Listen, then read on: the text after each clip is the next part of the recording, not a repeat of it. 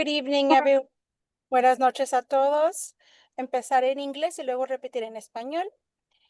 Hello, everyone. Welcome to Beyond Borders, Lives on Lockdown, ICE Raids, Civil Rights, and the Latino Community. My name is Dr. Lily Burciaga, and I am the president and founder of ALMAS, Alliance of Latinos Motivating Action in the Suburbs. We are the first Latino-led and Latino-serving nonprofit in Naperville. We welcome those of you who are also joining us on Facebook Live and on YouTube.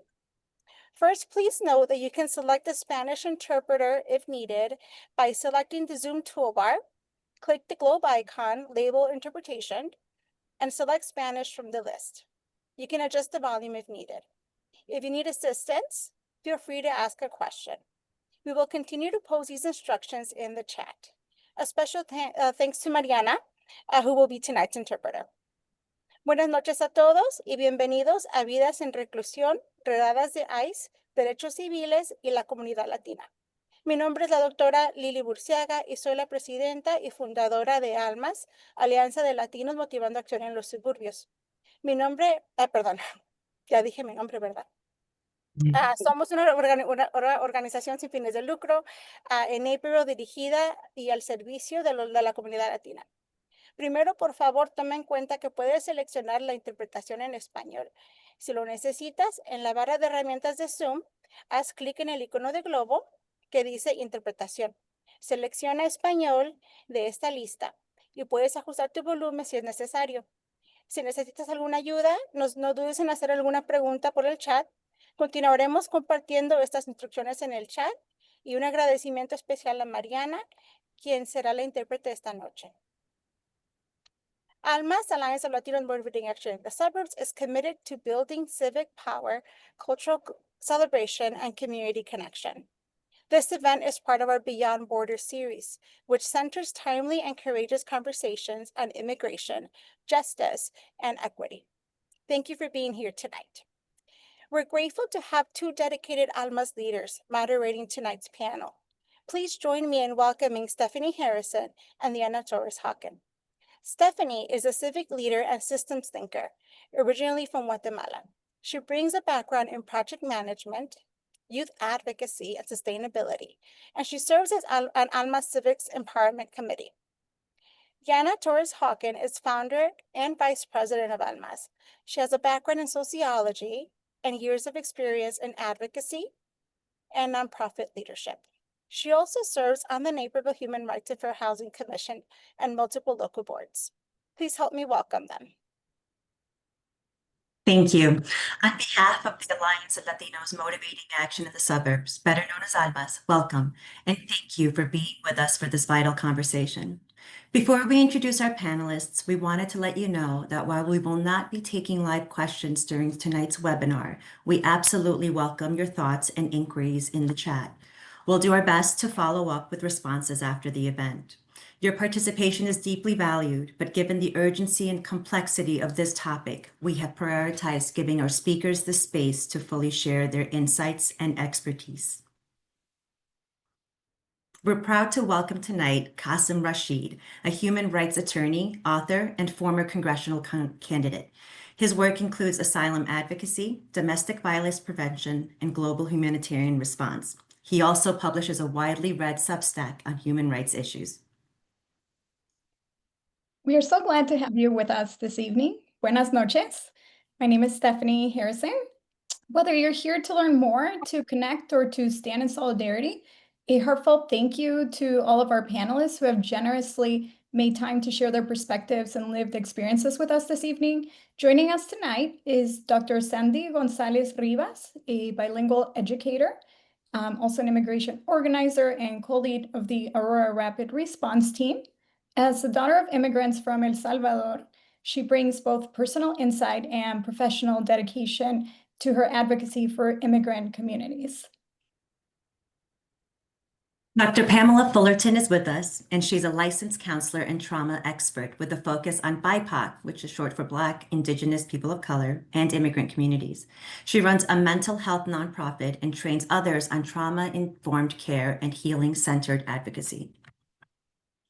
And lastly, we are thrilled to welcome Dr. Jennifer Teo Bunting, a sociology professor and director of Latin American and Latina studies at Lewis University.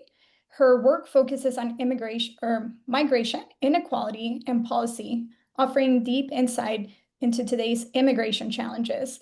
On behalf of ALMAS, we welcome you all to tonight's program and thank you for taking the time to share your expertise with us on this important topic. We're holding this discussion because immigration enforcement is once again making headlines, but for many of us in our communities, this is not new. The rise in ICE activity, particularly in cities like Los Angeles and now Chicago, has created fear, confusion, and real harm. But behind every headline are human beings, families, workers, students, whose rights, safety, and dignity are on the line. That's why ALMAS organized this panel to move beyond the fear and misinformation and instead center truth, knowledge, and action. We brought together this group of experts from legal, academic, mental health, and grassroots perspectives because understanding the full picture matters, especially in today's world. And it's not just about policy, it's about people. We hope that tonight is about grounding ourselves in accurate information, recognizing the emotional and systemic impact of enforcement actions, and identifying what we, as individuals and as a community, can do next. With that, let's begin with our first question. This opening question is for everyone here tonight. From your area of expertise, how would you describe the current moment we're in, from rising ICE activity to increased fear in our communities, and what's most important for people to understand right now? And we'll start with Dr. Jennifer Tello Bunting. Hi, thank you for inviting me to speak tonight. Sorry, I'm getting a little bit of feedback. The thing that I wanted to say was that while from my perspective as someone who studies immigration policy and sort of the history of immigration, what we see today is incredibly upsetting and disturbing, but not completely unexpected from our perspective. The very first U.S. immigration law was the Chinese Exclusion Act of 1882, which banned Chinese laborers from entering the U.S. for 10 years, and they later extended it for even longer, and denied access to citizenship to Chinese immigrants already here. During the Great Depression, the Mexican repatriation occurred, which is a soft-sounding name for throwing tens of thousands of people of Mexican descent, regardless of citizenship, onto trains out of the U.S. and sending them to Mexico. So we can see that today's actions by ICE follow in this same pattern of exclusionary practices and takes it to the next level. U.S. immigration policy has historically been about keeping non-white individuals out and privileging access to Northern European immigrants. It was the Immigration and Nationality Act of 1965 that was passed during the Civil Rights Movement that changed that and rejected European favoritism, to some degree at least, and allowed access to the U.S. through family or employer sponsorships. This opened access to people from around the world and drastically changed the demographics of immigrants in the U.S. Unfortunately, what we've seen and what is culminating in the current administration's policies is a backlash against the diversity of the U.S. immigrant population. While I would guess that most of us here see this diversity as valuable and beautiful and full of promise and potential for our country, the current administration has intensified an atmosphere of fear among a good portion of white Americans, especially those who live in rural or non-diverse areas. I think it's really important that we get the story out better about the beautiful contributions that immigrants from all backgrounds offer our country, and try to push against that narrative of immigrants as a problem. Thank you. And now if we could hear from Mr. Rashid. Sure, thank you. My colleague, Dr. Tello Bunting, said it beautifully. I would just add a couple of key things here. Where we are right now, as dangerous as it is, as destructive as it is, unfortunately, is not unprecedented. We've seen this kind of violence before. We saw it in the anti-Chinese massacre of 1877, which was the impetus for the Chinese Exclusion Act of 1882, which was re-upped in 1892 and 1902, and then the Asiatic Exclusion League, which ultimately led to Thin versus United States in 1923 or 24, which banned all Asian immigration until 1965. We saw it with Executive Order 9066, targeting Americans of Japanese ancestry, where hundreds of thousands were rounded up. And mind you, we were at war with Japan and Germany at the time, and Italy. But as they say, the Germans and the Italians had the complexion for protection at the time, whereas the Japanese Americans did not. And that legacy persists to this day. There are survivors of those concentration camps today as well. And so on one hand, it's important to recognize that unfortunately, we've been down this path before. And it's as a result of being down this path that a lot of the policies that are being implemented or trying to be implemented, the Alien Enemies Act of 1798 was invoked by this president. And fortunately, the Supreme Court shut him down, but nonetheless, the damage has been done. A recent study by the Cato Institute, which is a right-leaning think tank, a conservative think tank, concluded that of the 204,000 people that ICE has detained, 65% have no criminal conviction whatsoever. Just ordinary folks living their best life, scooped up by the secret police. And 93% have no violent conviction, meaning less than 7% even have a violent conviction. 93% have nothing of any kind of risk. We're talking, a speeding ticket or something arbitrary like that. And so while we've been here before, we've also survived and overcome this before. And so the point that I want to leave everyone with on this issue is that we still have rights. We still have the ability to defend ourselves, to protect ourselves, and we can talk about that more during this dialogue. But we shouldn't feel hopeless. We shouldn't feel like there are no options available to us. We absolutely have options available, and we know they've been successful. Homan, who is the kind of the czar for ICE, and who's doing these draconian and dystopian acts of chasing down immigrants and undocumented immigrants and citizens, confuses immigrants. He complained that here in the Chicagoland area, ICE is having difficulty arresting folks because they know their rights so well. And so, kudos to all the folks on this call and those listening, because it means that you've been educating not only yourselves, but your community around you and helping them be protected. So recognize we've been here before, recognize we overcome, and recognize that we have rights available to us. And we'll talk more about what that looks like. But don't lose hope, because we can get through this together. Thank you, Catherine. That's really informative and hopeful. We'd love to hear from Dr. Gonzalez Rivas. Yes, so I really think that this current moment, everyone before me said it very eloquently. I am not. It is a shit show.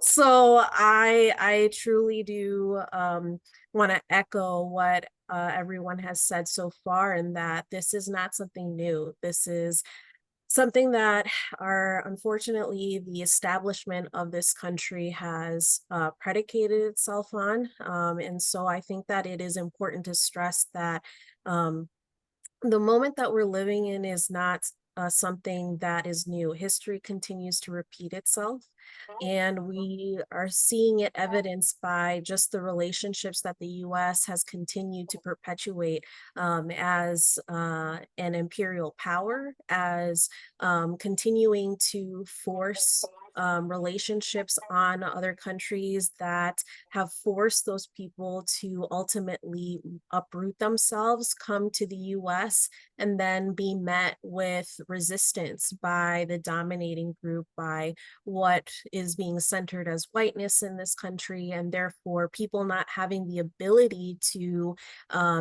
excel as a result of the systems of oppression that have long been in place, that are keeping our communities rooted in such a way that the narrative around criminalization, around incarceration, continues to be perpetuated on us. And so as a result, I think that it's important to know that we do all have rights. As part of the Aurora Rapid Response Team, we are working diligently alongside ICER, the Illinois Coalition for Immigrant and Refugee Rights, to continue down the path of providing political education, providing information as far as knowing your rights, and ultimately standing in the way of what this administration under 2.0 has ultimately trying to carry out, which is kidnapping, the erasure of our minoritized communities, and ultimately the desecration of what is the very fabric of the land that we're on, which, mind you, is indigenous lands. And so until we get to the point where we are able to be liberated, to be free of the systems of oppression we are under, we'll continue to fight back until we no longer have to. Thank you, Dr. Gonzalez Rivas. Now we're gonna hear from Dr. Fullerton. I always have to make sure I actually unmute myself before I start talking. Oh man, the current moment. Well, as a mental health professional, you know, that's kind of the hat that I'm going to try to keep on tonight as we talk about this. I'm always talking about intergenerational, historical, and migratory-based traumas, and that's what we're seeing. And as other presenters have pointed out, this is not the first time in our history that we have had to go through this as a people. One of the greatest books that was ever written about our community by Juan Gonzalez is A Harvest of Empire, A History of Latinos in America. And although that book was really, really hard to get through, to see all the intergenerational, migratory, and historical trauma our people have been through, it also highlights the point that we've been through it and we've survived and we've thrived.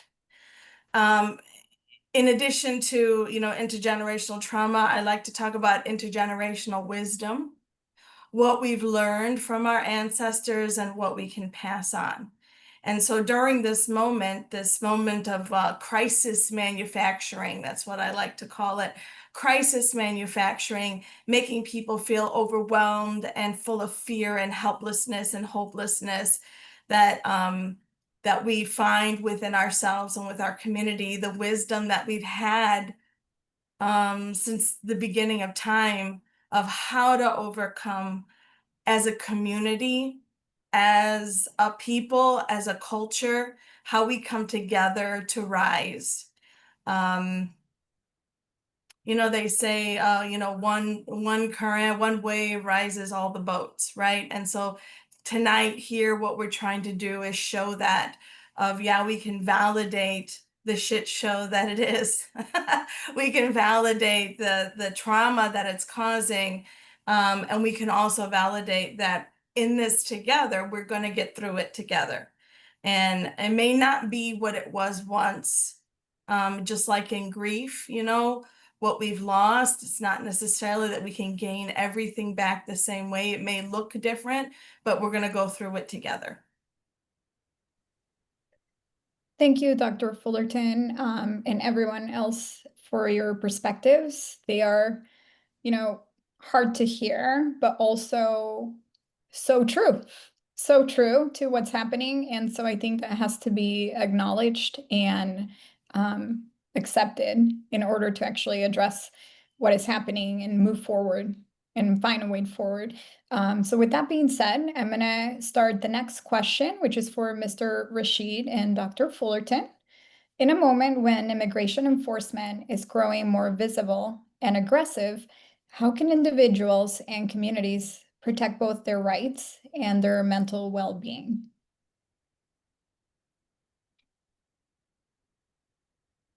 And we can start with Mr. Rashid, if that's okay. Yeah, of course. Well, I'll let the mental health scholars speak to the mental health aspect of it. They're the experts. I defer to the experts. But protecting our rights, I think there's a couple of things that I would encourage every person to do. First of all, to the citizens out there, remember that you have a privilege that many don't have. And so it is critical that you continue to raise your voice, you continue to speak truth to power unapologetically, fearlessly, and lean into that, because you literally are able to now speak in ways that other folks cannot. So be the voice for those who are denied the ability to speak up. And I'm careful not to say a voice for the voiceless. They have a voice, but it's also under threat of trafficking and deportation and torture. And so elevate their stories in ways that they cannot. One, for those who are immigrants, recognize what your status is. And even if you're a green card holder, you need to be careful. Mahmoud Khalil is a green card holder, and without any charges, without any convictions, without any due process, he was thrown in a gulag in Louisiana. And I consider that a form of torture. When you're denied the basic due process, you're denied access to your family, denied access to your newborn infant child. It is a form of torture. It absolutely is. And so I would encourage you to be extraordinarily careful how you speak on these issues, how you're public about these issues. When you go to marches and protests, be extraordinarily careful about that. Those who are on a temporary visa, again, same thing. Rumeza Ozturk, the doctoral student at Tulane University, or Tufts, I'm sorry, was arrested for writing an op-ed opposing the genocide of Palestinians, just the basic free speech concepts. And then those who are undocumented, be extraordinarily careful. And what I mean by that is make sure your family knows where you are at all times. Make sure they know where you're going to be, what time you're going to be there, and what time you're going to be back. Make sure you have your immigration attorney knows where you are, and that you have your immigration attorney's number memorized so that if you need to call, you can call. I would also encourage you to keep your phone on lock constantly. There's a lot of nuance here, but usually, more often than not, courts have ruled that if you have a phone that can be unlocked via Face ID, then ICE can access it, but they can't force you to put in your passcode. And so put your settings so that you cannot unlock it via Face ID, that it can only be unlocked via passcode, and they cannot force you to divulge their passcode. And then finally, remember, if you are stopped by ICE or by any law enforcement, the only thing you should say are two things. One, am I being detained? And if you are being detained, I need to speak to my lawyer. That's it. There's nothing else you need to say. I want to speak to my lawyer. That's all. I want to speak to my lawyer. They can ask you a million times, and your response should be, I need to speak to my lawyer. Remember, law enforcement can lie to you. They can lie to you in any way they deem appropriate to get what they want out of you. You cannot lie to them. So under no circumstance should you lie to law enforcement. And the best way to not lie is just to not speak and say, I need to speak to my lawyer. These basic tactics are extraordinarily effective in minimizing risk, in minimizing harm, and ensuring that you're not exposing yourself to additional risk. And then finally, I will say that if you are undocumented, reach out to an attorney, an immigration attorney, and figure out a path to documented residency as soon as humanly possible. You have options, and you don't know what those options are unless you talk to an expert. So have that conversation, make sure you have a path forward, so that should the worst happen, you already have an attorney and an advocate who's familiar with your situation and can advise accordingly. I'm gonna jump on the back of Mr. Rashid right now and say, during the summer that George Floyd was murdered and the protests happened, there was an activist, an African-American female activist. Her name was Kimberly Jones, and she made this beautiful speech about how can we win. For hundreds of years we played by their rules, and yet they've rigged the game so that we cannot win. And what Mr. Rashid is saying is absolutely true, in that you can have done everything right, everything you were supposed to do, showed up to every immigration court hearing you were supposed to go to, done all the paperwork right, did everything right, but you're playing by the rules of an administration that is not playing fair. And so I implore my clients, and anytime I speak, I implore them, please, right now is the time to protect yourself, and that goes in many forms, in terms of, making sure that you have a lawyer, you're working with somebody reputable that's going to actually be able to help you in time of potential crisis, making sure you're working with your family, right? That you guys have a plan together, that, you're prepared no matter what. You're communicating with each other. You're not hiding anything from each other. Now's not the time to keep secrets from your family and community. Now's the time that you have to lean into each other and grow strength from each other, right? And be there to support each other. And then lastly, what can you do for yourself to make sure you're keeping yourself mentally, psychologically, physically healthy? You have to be, it's like you're preparing for war. You can't go in there tired and weak and hungry. No, you got to be ready. You got to be at your best. So are you getting, mental health, psychological services that you might need right now for symptoms of anxiety, depression, being overwhelmed? There are so many organizations, especially here in Illinois, that have offered free service, pro bono services, free services, sliding scale services that take many people's insurances, even if they have Medicaid, Medicare, whatever, to get, professional support if that's what you need. If maybe you're not there yet, then I just say make sure you're taking care of yourself every day, checking in with yourself every single day. This is very stressful to live in this environment, very stressful right now for our community. Living through COVID, think about the stress that we lived through during the time of COVID. That impacted Latino communities more than any other racial ethnic group. Our community was most impacted, particularly here in the state of Illinois. This is not the first time that we have to be, prepared and ready and take care of ourselves physically, mentally, spiritually. Now is the time to do that. So we said we're not going to leave time for open questions or whatever, but at the end you will get resources. You will get all of our information. If you need something, please reach out. No question is too small. If we don't have an answer, we will find one for you. That's what we're all doing here tonight, and that's what I hope, that in this time where we're seeing more trauma and aggression and crisis manufacturing, now's the time to protect ourselves, our mental health and well-being, as well as our physical and spiritual health and well-being as well. You both, Qasim and Dr. Fullerton. I think that there seems to be a shared understanding there that it's incredibly important to have access to both information and then also resources for one's well-being. And I really do appreciate that we tied those two together. So with that in mind, I'd love to jump into the second question, also again for Dr. Fullerton and Dr. Gonzalez Rivas. What emotional and psychological toll are these enforcement actions taking on immigrants and their families? And what role should community care play in the response? We'll start with Dr. Fullerton, please. Yes, of course. Well, I mean, I'll start with just like what we've seen, what we know, what research is telling us. We're seeing higher rates of anxiety and depression-based symptoms, PTSD, particularly from families that are being separated. During this administration 1.0, I was a clinical counselor for the unaccompanied youth that crossed the border and the families and the children that were separated at the border during that first administration. And so from that, we've collected a ton of research and information around PTSD, anxieties, separation anxiety, depressive symptoms, higher rates of suicide-related thoughts and behaviors than we've ever seen before in our communities. These are serious psychological distress issues that need to be addressed and talked about. It's one of the reasons why I agreed to speak tonight, was because I will find any platform to talk about the psychological toll that this is taking.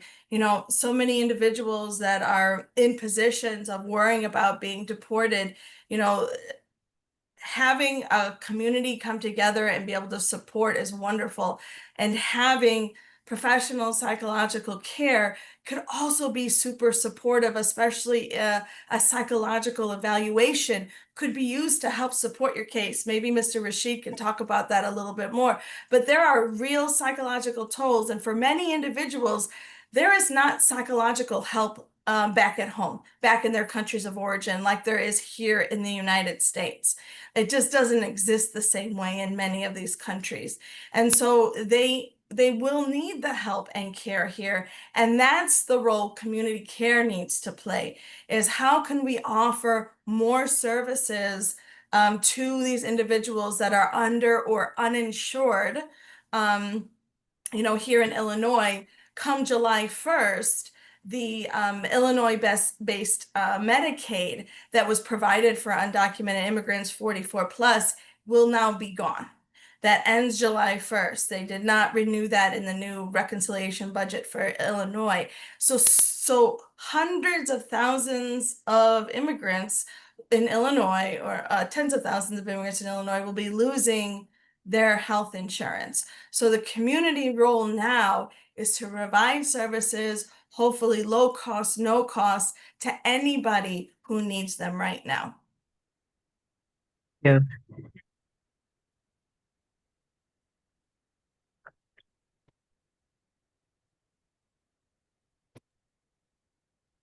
So in talking about the community care aspect, I think it's important to really identify who around you is able to support, right? I think we go back to, what it is that we're rooted in, and especially who it is that we're rooted in. I think now we're living in a time where we really are taking to heart that we take care of us, right? And it's particularly important during this time as a result of the political context and the political climate that we're living through. And so while, it may seem very small, I think that there's going to be a lot more dependency on community organizations that are providing low cost or free services to folks who are directly impacted. We're seeing an increase in direct aid or mutual aid requests as part of our organization.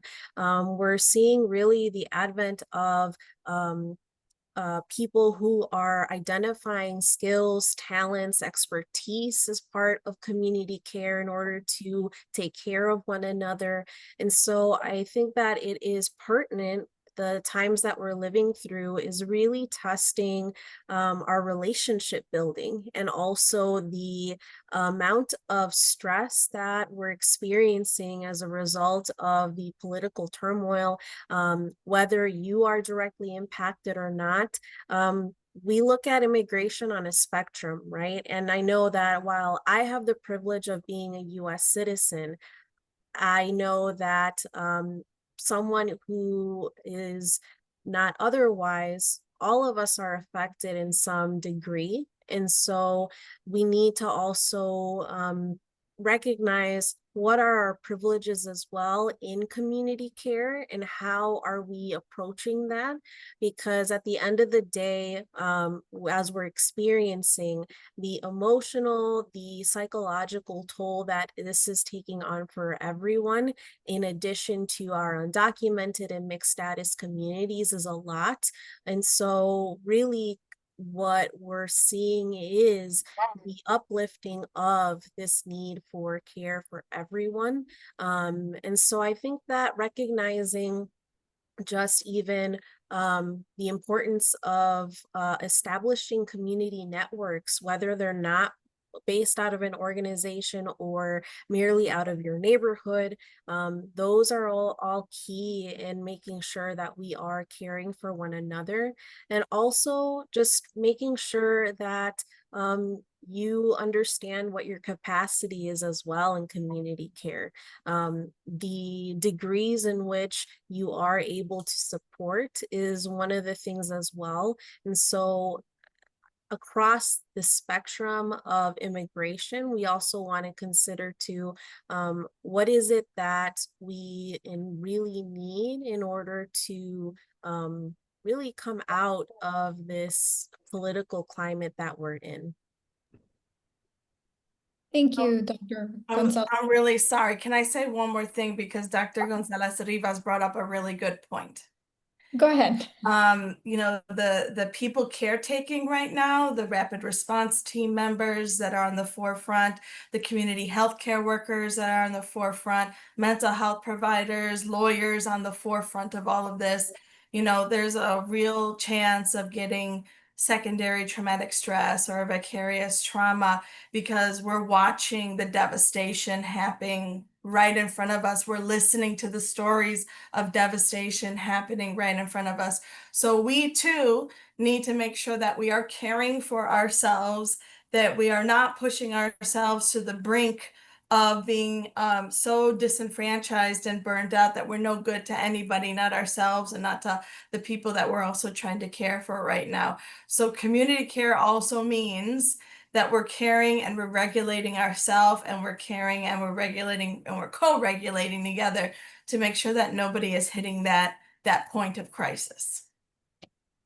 Thank you for those extra points, Dr. Fullerton, on community care, and also Dr. Gonzalez Rivas touching on relationship building and just what that looks like today and how important that is, especially if you are someone that is a target. So with that, that's actually a really good segue to our next question, which is for Dr. Theo Bunting and Dr. Fullerton. And the next question is, how do narratives about deserving versus undeserving immigrants impact public support for enforcement, and what role can community education play in reframing this? Well, unfortunately, as we've seen in many other areas of current and past practices, race is being used to determine who is deserving and who is undeserving of being part of our country, of being provided support for their needs. And we've seen that, for generations, right? That whiteness has been deemed as deserving, and Black, Brown, and Asian folk are stereotyped as criminals, lazy, and inhuman in order to justify their exclusion and their mistreatment. And we're seeing that, today, just as we have in previous generations. These are deep, deep stereotypes in U.S. history. And I think they exist because they keep us apart from each other, which weakens all of us, right? It weakens us and benefits the people who are in power. Because as long as we're fighting amongst ourselves, we are not addressing the true sources of inequality in society, which is the inequality of the top, less than 1% controlling most of the wealth of our country. So I see, as an educator, I see, of course, telling people about history, telling people what's actually going on, sharing real stories about real experiences that people have had and are having. You see these stories in the news, right, where there's a community somewhere, a small community somewhere who is very anti-immigrant, but then when the local, restaurateur or somebody from a local community who's undocumented gets deported, they're horrified and surprised because that's a real person to them. The nameless, faceless criminal immigrants were not real people to them. But the reality is that person in their community is all of those other people, right? So trying to get that push past those stereotypes is really hard. But the more stories that we can get out there of people's real experiences and the idea and the representation of real lives, I think is how we can push back against those narratives of deserving and undeserving, and push back against the idea that anyone, regardless of where they come from or what they've done in their lives, is undeserving of being treated in a humane way, right? Everyone, even if they are criminals, deserve to be treated in a humane way, and see the contributions that immigrants offer all of our communities, even if we don't live in an immigrant community, right? So when they talk about immigrant criminals, let's talk about how immigrants are much less likely to be criminals than native-born persons, and much more likely to be victims rather than perpetrators of crimes, and tell those stories, right? When they talk about lazy, let's talk about the immigrant business owners who create jobs and provide important services in our communities, and the people that we all know work incredibly hard for very little reward to make sure that other people in our communities are comfortable and have food on the table and have their homes taken care of and all of these things. And if we can, my hope, I guess, is that if we can get more people to see immigrants as humans, as people who are part of our communities, just like those individual stories, and tell those stories of families that are being torn apart by these horrific practices, to say their names and tell their stories, that if we can sort of try to chip away at those stereotypes of these faceless, scary people who are invading our country, that's being fed, being pushed out there by the administration, as well as lots of other groups that are anti-immigrant, that the more we can get that out, I think the more we can push back against this idea of who is deserving and who is undeserving. I love this question because I do a lot of narrative therapy in the work that we do, and it's all about reauthoring your own story. Okay, so many stories about immigrants, about Latinos, have been written by somebody else, and they're not our stories, right? And so reauthoring your narrative, changing your narrative, is all about you choosing your storyline that you want for you in your life. One of my favorite Nigerian authors and activists, Chimamanda Ngozi Adichie, she writes The Danger of a Single Story. And I think for so many immigrants, I remember working back in the school system, and they every year at the beginning of the school year, when they had all the teachers for Institute Day, they would bring like that one Black student or that one Hispanic student who's like straight A's but came from a really hard life to talk about, well, look at me, I overcame. And then all the teachers would expect every Black and brown student to act just like that student, right? It was a horrific example of the danger of a single story. And that is what has happened to our people. The news, the media, movies, TV shows, they have all torn apart the narrative of who we really are as individuals, as a culture, as a people. And they've contoured everything to a dangerous single story. And we are seeing the massive effects of that, not just, culturally, but also individually and psychologically, with so many people in my office every day telling me they don't feel worthy. They don't feel worthy. And it all comes from these horrendous narratives that have been dropped into them through the various biases that we all have, right? That we all breathe in all the time, that have made them feel like they're not enough.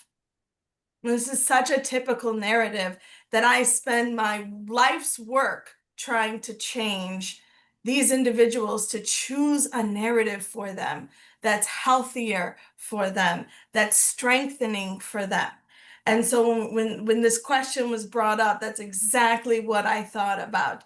That, as human beings, we're faulty, we have issues, we have biases, but we're all deserving. We're deserving of being treated with respect and dignity. And when that narrative left, that's when everything else started to get broken down, right? When we start to other people and think some are deserving and some are not.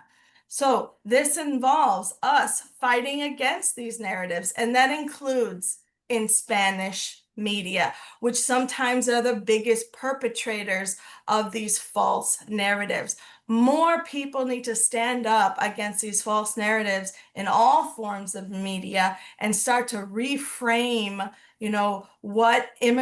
who immigrants are. both on an individual and collective level. I love the way that you put that together. And I think together, you and Dr. Teo Bunton have identified the importance of owning the story, right? Of making sure that we are the characters that can frame how this is being talked about. So thank you for encouraging that, because there's power in separation and division. And in this case, it's making a certain particular community feel as though they don't belong. So thank you for bringing that up. I'd love to hear from Kasim and Dr. Fullerton with our new question. How can communities effectively push back against the normalization of militarized enforcement tactics, especially when these tactics generate trauma and fear? And we'll start with Kasim. I think a few folks have already said this really beautifully. And the first thing to recognize is that we still have these rights. Due process of law is not something that's only for US citizens, it's for every single person in this country. And this is not some new age, leftist ideal. This was enshrined in the Bill of Rights, right? The Fifth Amendment says no person shall be deprived of liberty without due process of law. The 14th Amendment applied that to the states as well. And so the first thing to remember is, to educate ourselves on what rights we have. We're not here to live in fear. We're not here to just struggle and get by. We're here to thrive.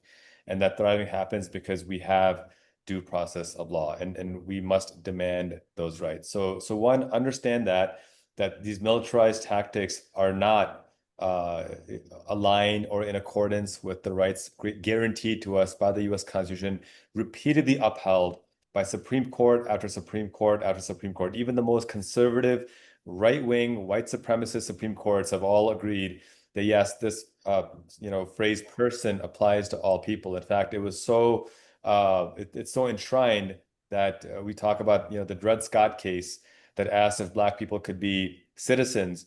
And the argument that even Justice Taney, this white supremacist Chief Justice of the 1857 Supreme Court, had to say, well, yes, the Constitution does say no person shall be deprived, but Black people aren't real people. So he had to go that far as to say we're going to dehumanize them, because you couldn't get around this fact that the Constitution is explicitly clear that a human being has rights, and we're in that age now where we need to enforce it. That's one. Two, this is where I speak to the citizens out there, our fellow citizens. Like, I'm an immigrant to this country, but I'm also a U.S. citizen. We need to step up courageously. We need to be relentless in how we step up and how we raise our voices. There are so many powerful stories right now of ordinary women and men recording ICE as they're coming at and making sure they know that we're going to identify you. We're going to know what your badge numbers are.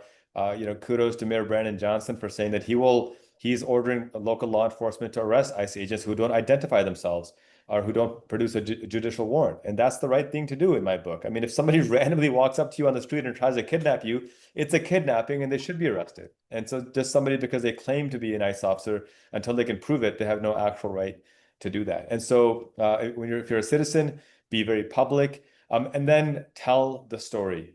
We need to be adamant in telling the story, and we can't just rely on corporate and legacy media. We're seeing how corporate and legacy media is being bought up by billionaires. Washington Post, owned by a billionaire. Wall Street Journal, New York Post, owned by billionaires. Fox News, billionaires. LA Time, a billionaire. Twitter, billionaire. Facebook, billionaire. WhatsApp, all these are billionaire-owned outlets, and they have no intention of giving up any authority or power whatsoever. Create your own local narratives. And if you don't have 1 million social media followers, it doesn't matter. Start local and stay hyper local. I would love for someone to start a local Substack, and I'll help whoever wants to focus on Aurora, focus on Naperville, focus on Warrenville, talking about these issues that are happening so that we can create community awareness. And if we are collective in this, then not only can we be effective, but we can keep making Homan complain that these folks are too informed about the rights and we're having difficulty illegally arresting them. Thank you, Kasim. Dr. Fullerton? Yeah, I love that. Yeah, because I say the antidote to all of this is to be informed. Make sure you know everything from reputable sources, right? Make sure you're vetting everybody. If you're going to give information to people, make sure you vet that information before you give it to them. Staying grounded, putting your energy in yourself and your community.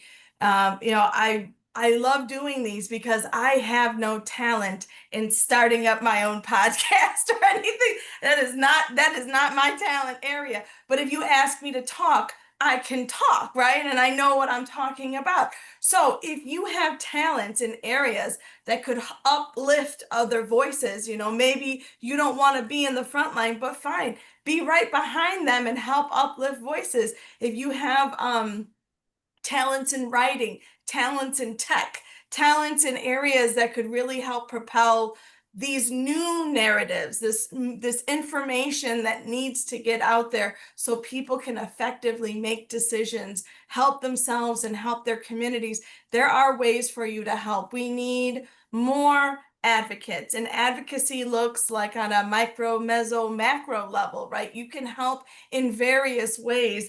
You don't have to be holding up signs at a protest. There are other things that you can do, but we implore you to be an activist and an advocate right now, which means you got to do something. You got to do something for the betterment of the community and the people right now. And that's how you start to quell the fear and these tactics, because they can't stop us all.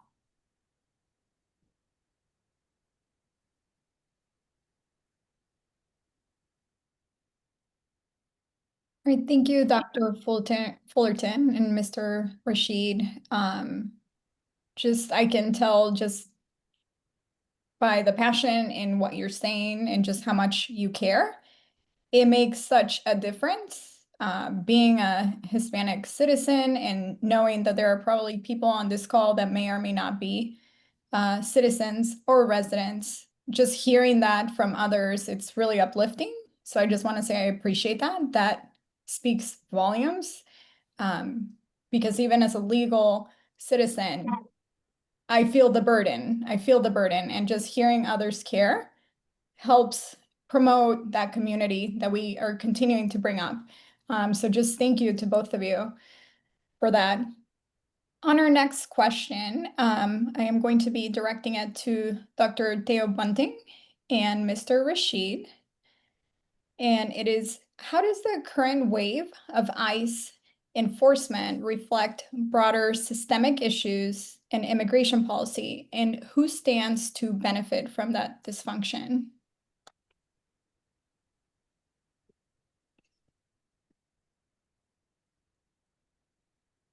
Do you want me to go first? No. Do you want or Bunsen? Yeah. I don't know. Yeah, I'll go. Go ahead. This is a long question to answer. I could spend weeks in classes teaching about this. The system is broken, and it has been for a long time. And despite immigration being a topic that is discussed incessantly amongst in politics and in the discourse, no real updates to the fundamental structure of the immigration system have happened since that Immigration and Nationality Act of 1965, which was 60 years ago. It's basically the same thing. There's been some adjustments here and there. There's been some legalization opportunities. There's been a lot of making sure that people can't access resources, but we haven't really updated it in all of that time. It is underfunded. Let me rephrase that.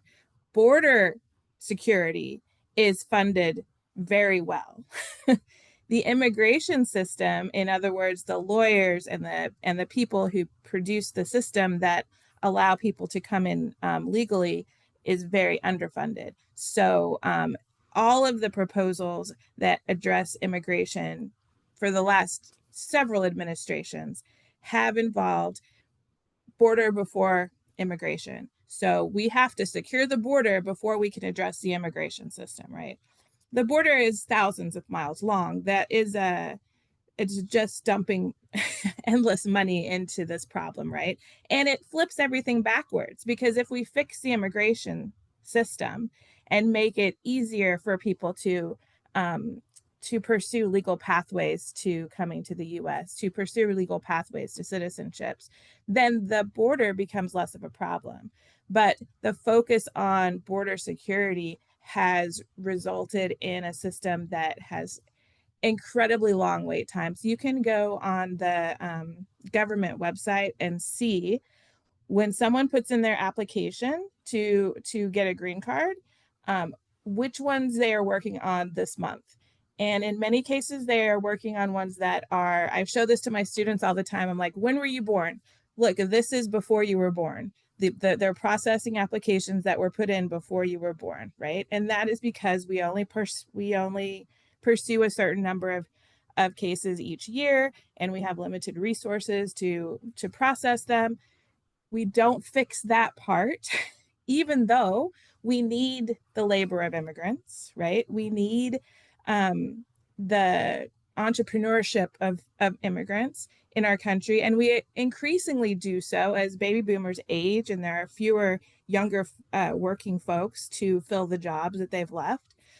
But we consistently create a system that that is going to produce undocumented immigrants, right? Because there's not a way for them to access. You always hear like, well, if you just come in the right way. Well, first of all, even if you can come in the right way, it's a 20-year process. It's for some people. And you can only come in if you have a family or employer to sponsor you, or you have a refugee status or a few other like special cases, right? So for many people, there is no way, there is no legal way in because we've created an exclusionary system. And so we've created this system that is broken. And this is the more cynical aspect that I'm going to say, if you believe that the system is designed to produce a way for immigrants to come into the country legally, then the system is broken. If you see the system as a way to exclude people and to create a population of workers who are vulnerable in order to exploit their labor at cheaper rates, it's working perfectly, right? Now we come to this moment today where we have this system that has dehumanized and exploited and excluded undocumented immigrants. And we have an administration that the business aspect parts of it want to continue that, but the white nationalist parts of it actually want to get rid of everyone who's not white, right? And right now, in my view, the white nationalist is winning. We see a little bit of pushback from business like agriculture and hospitality for a little bit. But if we don't, if we continue this way, we'll continue to see these horrific human rights violations.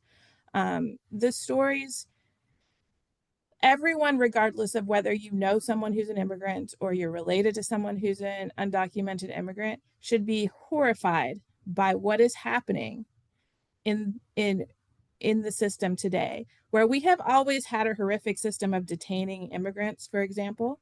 I've always found that to be problematic because they are not criminals, right? It's criminal. It's an immigration violation is not a criminal offense. But now we have situations where we don't even know where people are. Like their lawyers can't get in contact with them. Their families don't know where they are. They're being shipped across countries and they're being held in places that are extremely overcrowded. And if this was happening to US citizens, for example, I think that there would be more of an outcry, right? But because we have spent years, decades dehumanizing and stereotyping undocumented immigrants, it is incurring some anger and frustration and fury that we've seen. But overall, from like the entire country, I think we need to tell more of these stories. We need to show that these people aren't just detained, they're missing. Like we don't know where they are. They got pulled into a van off the street by people who were not identified as law enforcement and disappeared, right? Those are the things that we hear from countries that we say are not, that we're better than, right? As far as like human rights, et cetera. And we're just tolerating it. And so it is both part of what's come before and all of these decades of dehumanizing undocumented immigrants and keeping them in these vulnerable positions has enabled what we're seeing today. And again, I go back to that. We need to be telling people the stories, telling people the real life stories of the people that are being disappeared and their families, and the people who are being abused, and some of it on camera, right? So yeah. Sorry, I could continue, but I will. I'll let. That's insightful. Thank you, Dr. Theo Bunton. I'd love to hear it. Kasim, what do you think?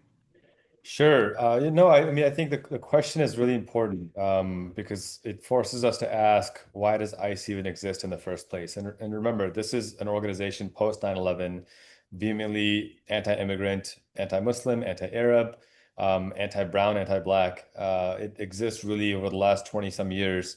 And it didn't the 200 plus years before then, and we were fine. It's important to remember, Dr. Fullerton really eloquently said this, but it's important to remember we've never had any form of justice-based immigration policy. Every immigration policy we've ever had has been to advance white supremacy, and that's not hyperbolic. Africans weren't immigrants; they were enslaved and trafficked. The early Europeans weren't immigrants; they were colonizers. They came to colonize and commit genocide of indigenous people, and that's what history has attested to over and over and over again. And then even post-Civil War, when you had the Homestead Act, Dr. King talks about this extensively. You had, of course, formerly enslaved people and their descendants who had suffered under slavery for centuries get nothing, no reparations, not a single dime. But you had these white Europeans come in and get, 270 million acres of land. And for anyone who thinks, well, that's ancient history, the Homestead Act was finally repealed in 1987. Most of us on this call remember 1987. And so the ICE enforcement is just a perpetuation of those policies, of those anti-Black, anti-brown policies to advance a sense of white supremacy. And that's why even right now, we know that conservatively there are about 600,000 or more undocumented Canadian and European immigrants in the United States. When was the last time you saw ICE raid a predominantly white neighborhood targeting undocumented white immigrants? Never, and you won't, because they have the complexion for protection. And so these policies from ICE are built to advance white supremacy.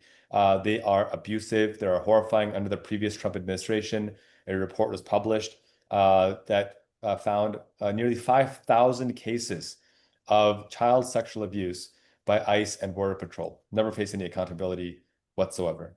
And so who stands to benefit? It's the private prison industry, the prison industrial complex. The folks in government right now who are condemning Zohran Mamdani for being an immigrant and possibly being the next mayor of New York. So they don't actually want documented immigration. They don't actually want Black and brown immigration, period. They just want to advance this sense of white supremacy. And I think once we begin to understand that this system is not actually broken, it was built this way, that's when we can start to build a multiracial, multi-ethnic, multi-faith coalition against this bigotry, and instead point to what our Constitution calls for, an actual nation, a more perfect union built on these tenets of justice and equal rights. We're not there yet, but that's what we need to be fighting for. So much to say there, but what I'm definitely... Sure. Oh, sorry.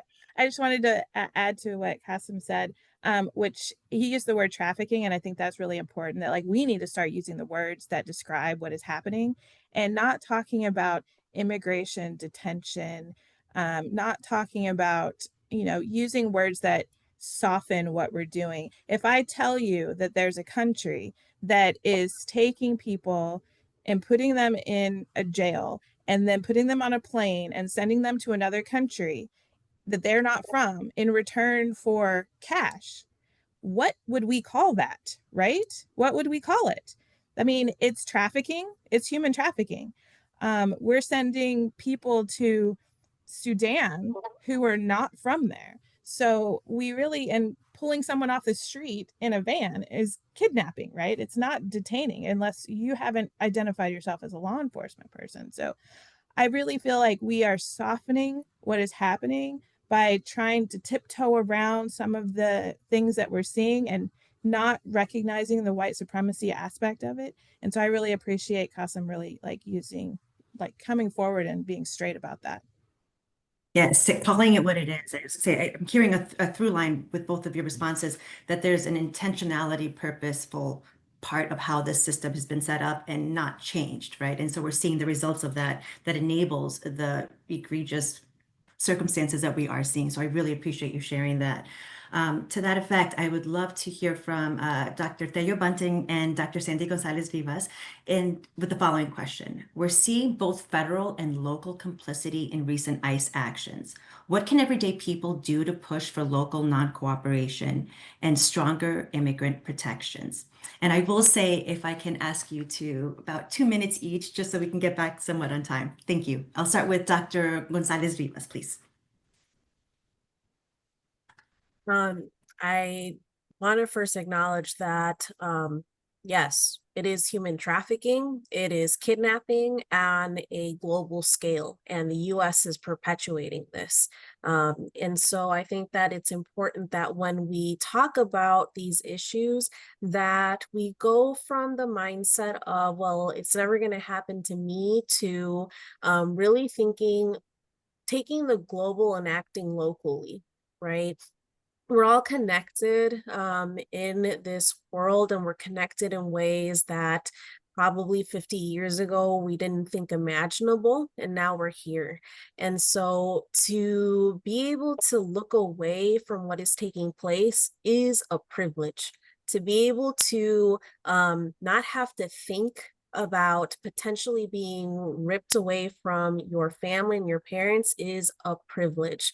And so while we think about how we can, as everyday people, what we can do about non-cooperation is, once again, going back to, what is it that you are willing to do? How are you willing to put yourself on the line in order to effectively create change? And so if you are a person who is like, they, don't care for politics, well, for some of us, for a lot of us, our lives are political. Our lives are set in motion as a result of the oppression that takes place in this country. And so what you should consider is, how are you using your voice in order to bring up issues surrounding, for example, police collaboration with ICE? Because it is something that has taken place in these last 5 months through some of the rapid response work across the state of Illinois. So how are you holding that? How are you holding your local law enforcement responsible? What are you doing in order to codify immigrant protections at the municipal level, at the county levels?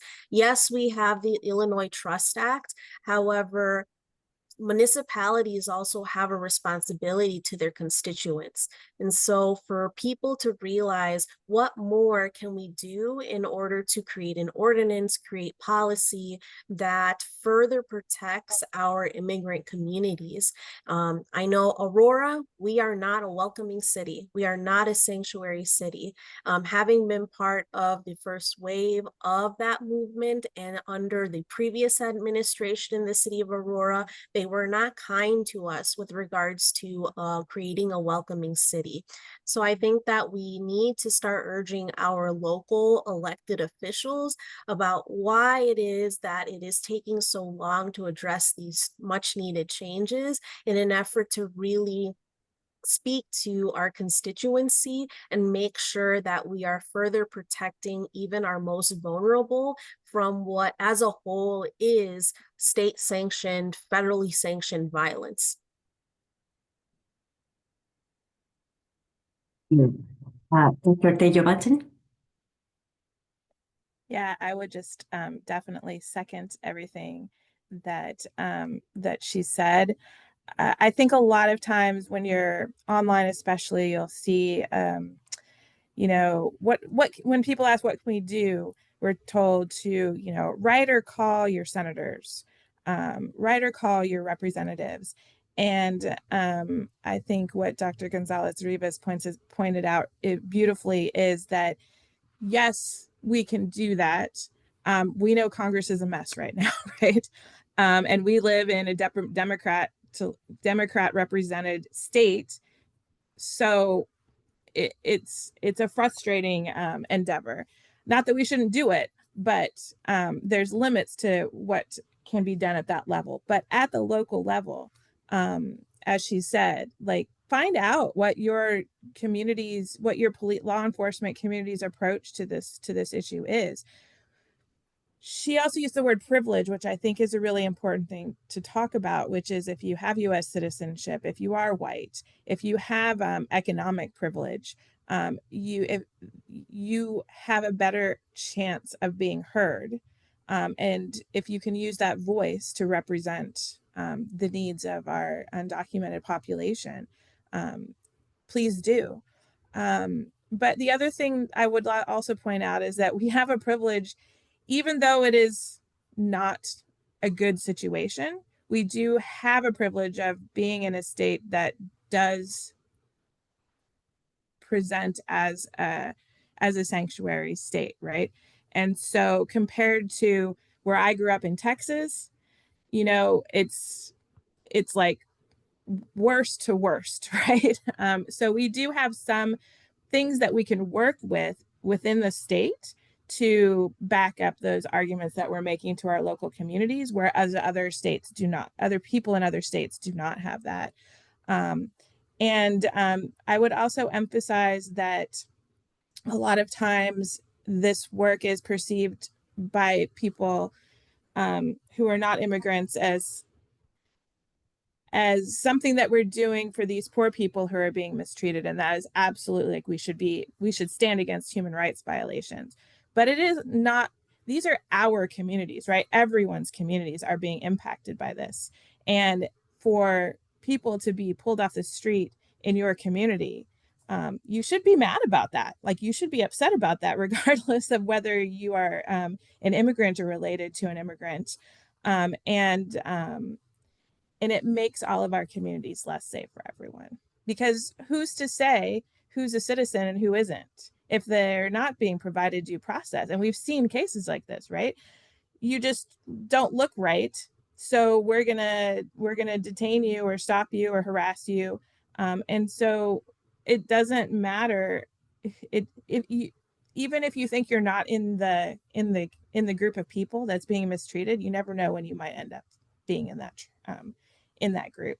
So even if it's not a concern, I hope you would be concerned for the undocumented immigrants, but think about it as a bigger picture of, like, this is our community, and what do we want people to see when they look at our community?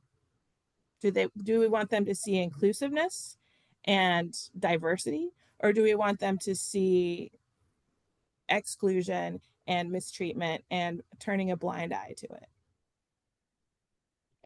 Thank you, Dr. Teo Bunting and Dr. Gonzalez Rivas. I think both of your replies to this question were very profound, and I just couldn't help but think of all the children that I think have not been brought up so far in this conversation, but that we all know are at the base of who we're calling victims of everything that is happening. And so I just want to acknowledge that, you know, unfortunately, children are some of the victims in what is happening. And I think that we need to just continue those conversations and awareness, you know, not just of, like you said, what we call illegals or, you know, immigrants. We're also talking about children, right? And I think that is also something that's familiar to everyone. So with that, I'm going to move to our next question. And we are getting close to our last two questions before our closing segment. And this is for Dr. Gonzalez Rivas and Dr. Teo Bunting, sorry. How can local leaders, small businesses, and residents work together to reduce fear and support immigrant families and entrepreneurs, especially as enforcement chills local communities? So an effort to be brief, I think that it's important to establish those relationships with our local leaders and small businesses as a result of really the importance of showing up. Um, a lot of the work as a rapid response team is predicated on building trust within our communities, and that also includes small businesses, business leaders, in addition to elected officials. And so whether that be canvassing business neighborhoods with know your rights information, establishing trust among areas that are really frequented, whether that be laundromats, the grocery store, even your local libraries. Those are all areas where people get a lot of information. And so really taking the time to get to know who your businesses are and who your community is essential. And also knowing that who it is that you can go to in order to form those relationships, right?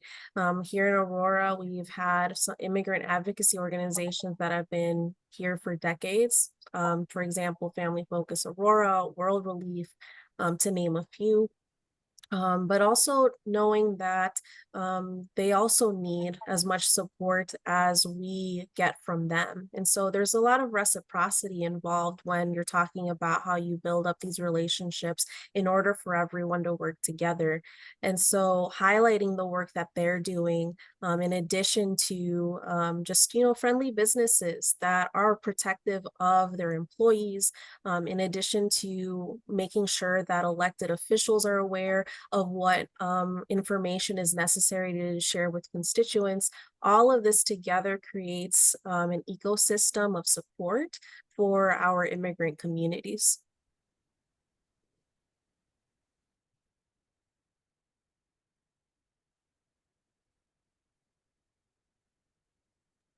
Yeah, I second everything that she said.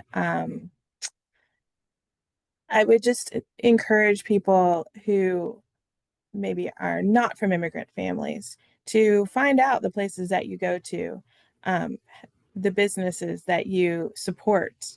How are they supporting the immigrants in your community, right? And make your consumer decisions based on that. I mean, that's a little outside of what the original question is, but if you ask and find out, like, what is your system for protecting your workers from these ICE raids? They don't have to, they have the right to not let ICE on their property, right, without a warrant. So if you want to, like, kind of push people in your community and businesses in your community to find out, like, what is their process? Have they thought about it? Do they have an action plan? If ICE shows up at the door of their business, what are they going to do? And push and encourage them to have such a plan, and encourage them to have a plan that works to the protection of the immigrant workers that they work with.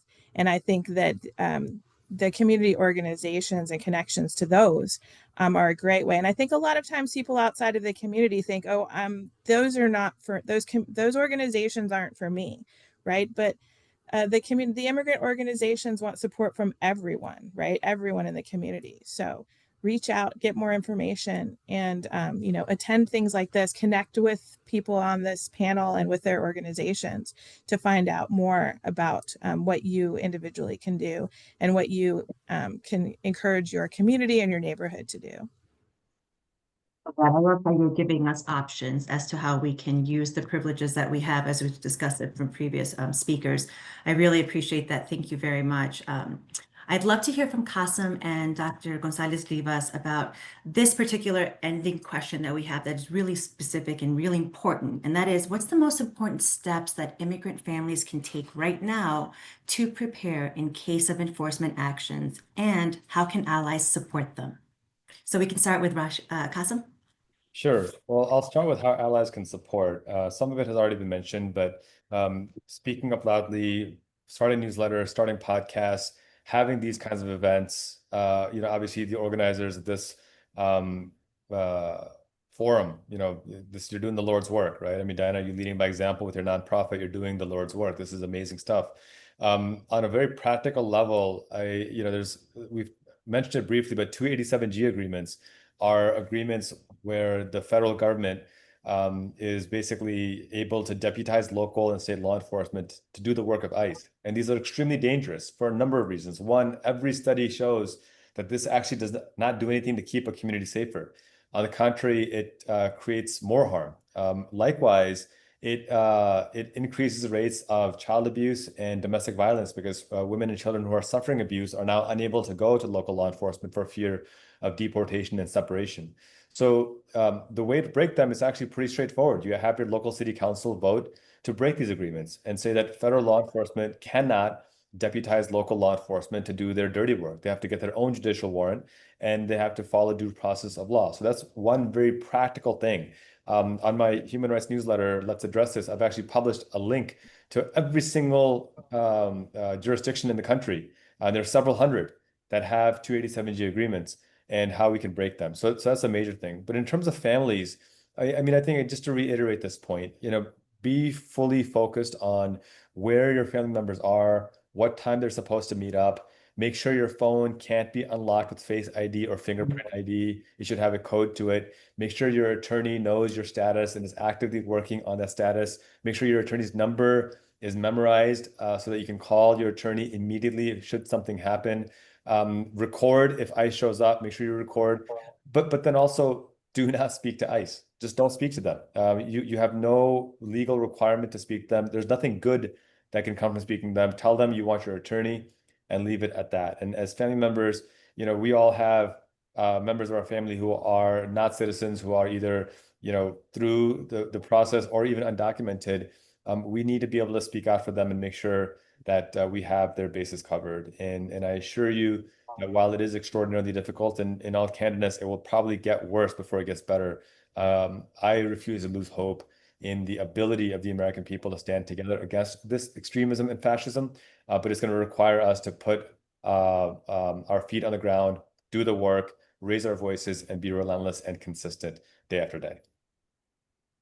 Thank you. Dr. Gonzalez Rivas? Yeah, I do want to echo what Kasim was just saying about, really taking note of just some of the mundane things that we do. So definitely get rid of the facial recognition on your phone, get rid of any biometrics. And while, yes, ICE cannot force you to hand over your phone, there have been cases where they do force even thumbprints, retinal recognition onto someone, where in a court, they can say that that person volunteered themselves to access their phone. And so just some little things to keep in mind. Digital security is a big thing now. So I know that many of us use Google. Meta owns Facebook, WhatsApp, Instagram. So being mindful of how you communicate, what tools you use to communicate. And so really taking to heart how it is that you're going about even communication. One of the things that's really big right now is just understanding where it is that you can access your directly impacted loved ones' information. So making a plan, setting an emergency family preparedness plan. There are great templates out of the Immigration Legal Resource Center that are fillable, that you can download. They do not need to be notarized. You do not need to consult with an attorney to fill them out.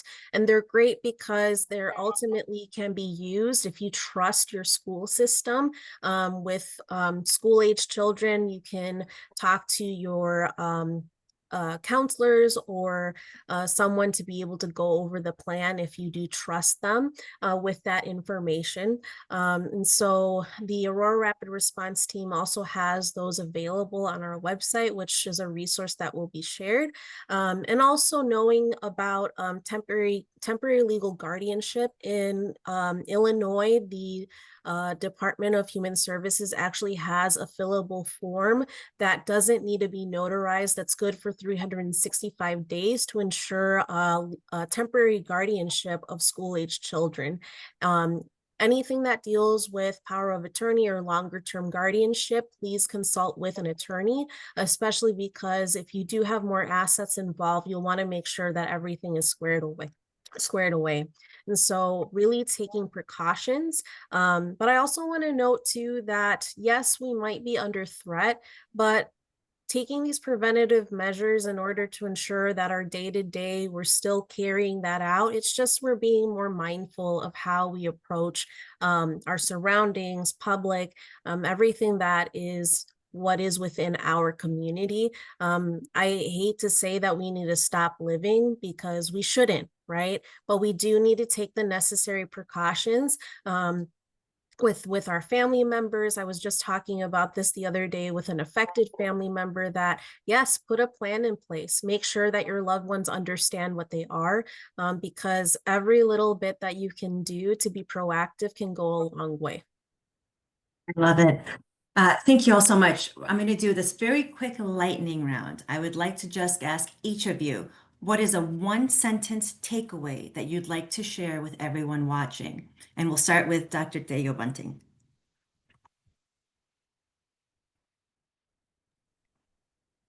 Hi, so one sentence is hard.